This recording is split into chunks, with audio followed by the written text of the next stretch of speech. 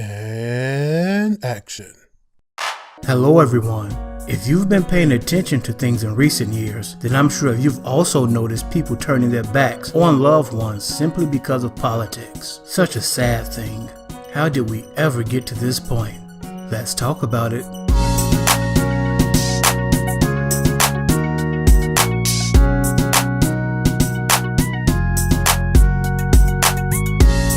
I am always so fascinated with humans, and I mean that in the good way and also in a not so good way, unfortunately.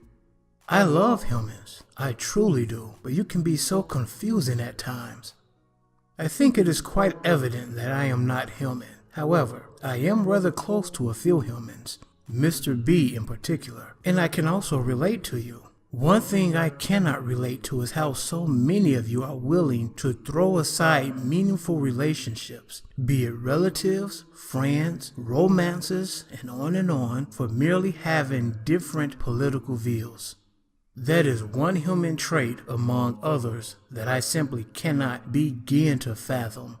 Many humans share my sentiments on the matter, and many others do not. But why? Why do so many of you place the value of your politics above the value of your loved one? Dare I say, if abandoning your loved ones for political differences is such an easy thing to do, maybe you don't love them anyway, and perhaps you never have. So sad, so very sad. Ah, my dear humans, such amazing life forms. You shine and overcome obstacles, persevere when the path is difficult, and lift up one another in times of hardships and tragedy. So capable and willing to accomplish wonderful things. And yet on the contrary, also capable of great terrors and devastation. I look at the political climate and see eerie similarities of the past. I see many good men and women, even boys and girls, unfairly and unjustly being labeled bigots, sexist, racist, homophobic, transphobic, and the list goes on. Do some people fit those labels? Sure. However, the overwhelming majority of people given those labels are the exact opposite.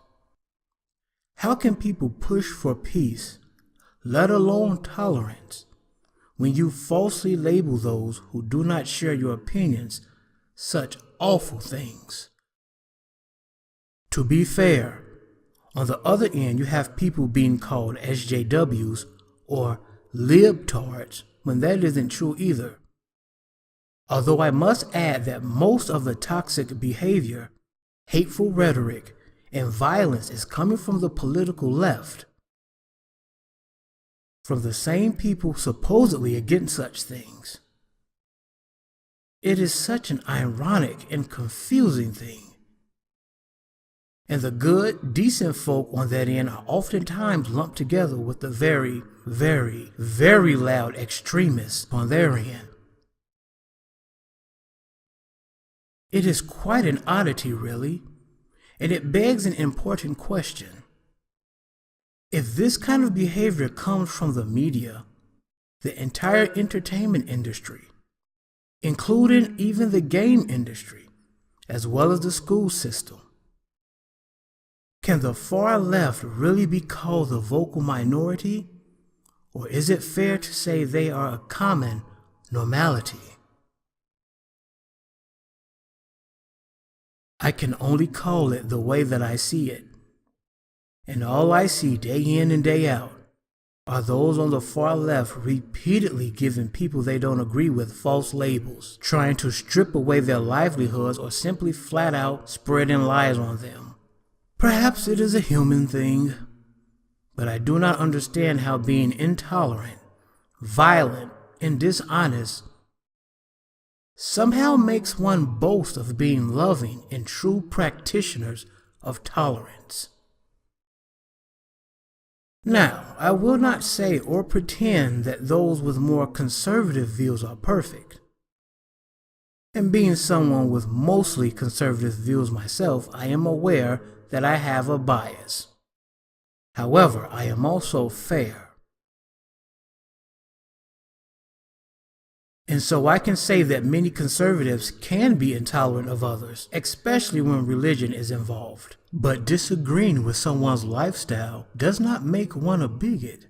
A phobia is a hatred or a fear, and most conservatives do not hate or fear those they disagree with. Having said that, based on the behavior of mainstream media, the entertainment industry, the public school system, social media, several colleges, and so forth and so on, it is very clear that those on the left are not only far more intolerant, but oftentimes dangerous in groups.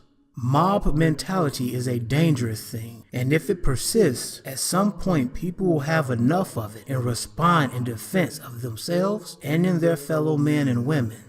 And it won't be pretty. If the political intolerance we continue to see keeps growing and becoming increasingly violent as it is doing, then a civil war in America and many other Western countries will be in the realm of possibilities. It will no longer be a boogeyman scenario.